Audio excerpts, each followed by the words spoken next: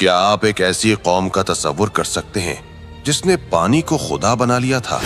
تاریخ کے اوراق میں ایک ایسی بستی کا ذکر ملتا ہے جہاں دریا میں پانی نہیں بلکہ خون بہتا تھا۔ یہ اصحاب رس تھے، وہ قوم جس نے اپنی جنت جیسی وادی کو اپنے ہاتھوں سے جہنم بنا دیا۔ ان کے پاس سب کچھ تھا، سرسبز باغات، اونچے محلات اور ایک ایسا نہری نظام جو آج کے انجینئرز کو بھی حیران کر دے، لیکن ان کی بربادی کا سبب کوئی دشمن نہیں تھا بلکہ ایک درخت تھا۔ آج ہم اس قوم کی کہانی سنائیں گے جس نے اپنے نبی کو کنویں میں زندہ دفن کر دیا اور پھر بدلے میں اللہ نے ان کے پورے شہر کو پتھر کا بنا دیا۔ یہ حضرت عیسیٰ اور حضرت سلیمان علیہ السلام کے درمیانی دور کا واقعہ ہے، یا کچھ روایات میں اس سے بھی قدیم۔ یمن اور آذربائیجان کے علاقوں میں اصحاب رس بستے تھے۔ ان کے شہر کے بیچوں بیچ ایک عجیب و غریب درخت تھا، سنوبر، جسے وہ شاہ درخت کہتے تھے۔ روایات کہتی ہیں کہ یہ درخت اتنا عظیم و شان تھا کہ اس کی شاخیں بادلوں کو چھوتی تھیں، لیکن اس کی جڑیں پانی سے نہیں بلکہ لوگوں کی عقیدت سے سیراب ہوتی تھیں۔ انہوں نے اس درخت کے گرد ایک عالی شان تالاب بنا رکھا تھا، اور قانون یہ تھا کہ اس دریا کا پانی صرف شاہ درخت پی سکتا ہے۔ اگر کسی انسان نے اسے پیا تو اسے زندہ جلا دیا جائے گا۔ لوگ پیاسے مر جاتے مگر اس مقدس پانی کو ہاتھ لگانے کی جرت نہیں کرتے تھے۔ ہر سال ان کا ایک خاص تہوار ہوتا تھا۔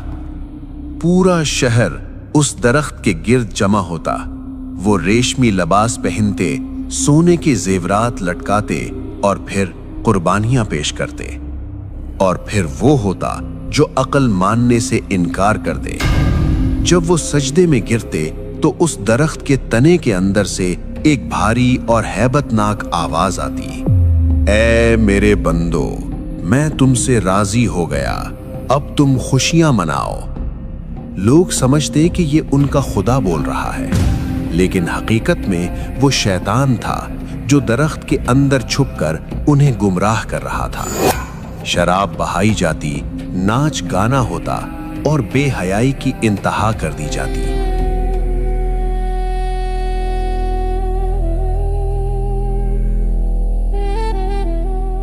اس اندھیرے میں اللہ نے روشنی کی ایک کرن بھیجی۔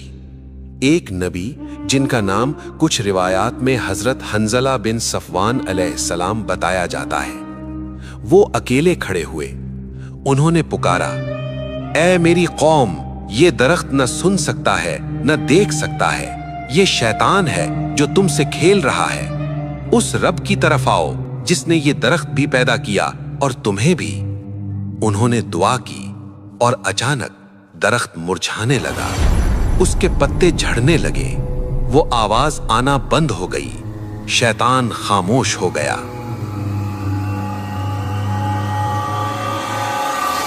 جب لوگوں نے دیکھا کہ ان کا خدا درخت سوکھ رہا ہے، شاخیں ٹوٹ رہی ہیں اور وہ جادوئی آواز بند ہو گئی ہے، تو شہر میں کہرام مچ گیا۔ بادشاہ غصے سے پاگل ہو گیا۔ اس نے چیخ کر کہا، اس شخص نے ہمارے خدا پر جادو کر دیا ہے، اسے ایسی سزا دو کہ زمین اور آسمان یاد رکھیں۔ یہ وہ لمحہ تھا جب انہوں نے اپنی موت کو خود دعوت دی۔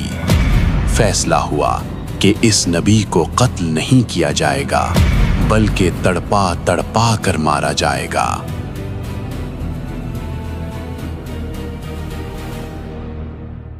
انہوں نے ایک گہرا کنواں کھودا یا اسی دریا کے خشک حصے کو کنواں بنا دیا۔ حضرت حنظلہ علیہ السلام کو زندہ اس کنویں میں پھینک دیا گیا اور اوپر سے ایک بھاری پتھر رکھ کر کنویں کا منہ بند کر دیا گیا۔ ذرا تصور کریں، گھپ اندھیرا، سانس لینے کی جگہ نہیں، اور اوپر پوری قوم جشن منا رہی ہے۔ وہ لوگ کنویں کے گرد بیٹھ گئے اور نبی کی چیخیں سننے کا انتظار کرنے لگے۔ روایات کہتی ہیں کہ وہ اللہ کا نیک بندہ کنویں کی گہرائی سے پکارتا رہا، اے میرے رب، انہوں نے مجھے جھٹلایا، مجھے قید کیا تو ان سے میرا بدلہ لے۔ پھر آواز آنا بند ہو گئی، خاموشی چھا گئی۔ انہوں نے سمجھا کہ وہ جیت گئے ہیں۔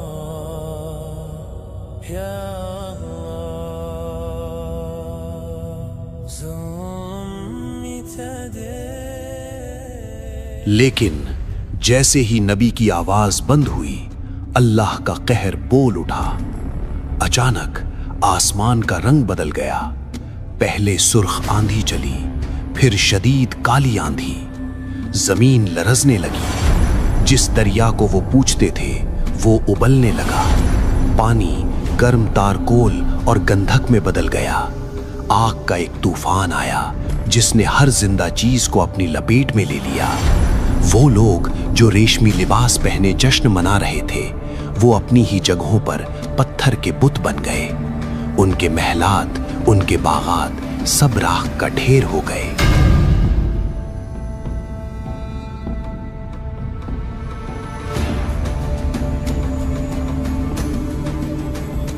آج اس علاقے میں سوائے ویرانی اور کالے پتھروں کے کچھ باقی نہیں ہے۔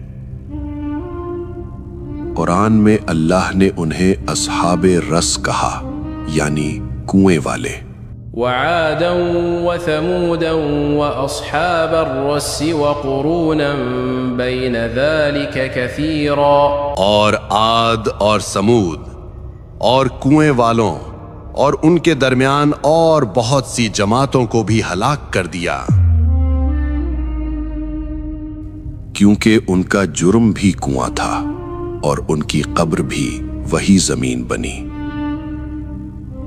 یہ کہانی ہمیں بتاتی ہے کہ جب انسان اللہ کی نعمتوں، پانی، درخت کو اللہ کا شریک بنا لیتا ہے تو وہ نعمتیں ہی اس کا عذاب بن جاتی ہیں۔